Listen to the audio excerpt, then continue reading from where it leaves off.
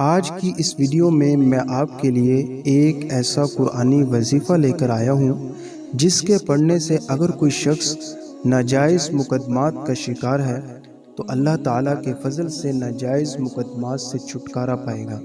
اسی طرح اگر کسی شخص کے رزق میں تنگی، مالی مشکلات اور تنگ دستی ہے تو اس وظیفے کی برکت سے اللہ تعالیٰ اس کے رزق میں فراوانی اور خوشحالی لائیں گے۔ یا پھر اگر کوئی شخص لا علاج بیماریوں میں مبتلا ہے تو اس وظیفے کے پڑھنے کی برکت سے اللہ تعالیٰ اسے بیماریوں سے شفا عطا فرمائیں گے۔ یہ ایک چھوٹا سا وظیفہ ہے، قرآن پاک کی ایک سورت ہے، سورت تغابن۔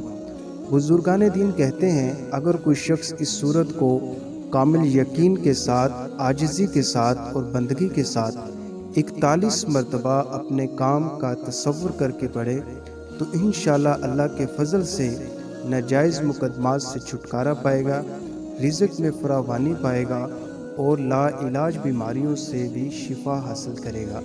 اگر یہ ویڈیو آپ کو اچھی لگی ہو تو اس کو لائک کیجئے، چینل کو لازمی سبسکرائب کیجئے۔ اللہ حافظ۔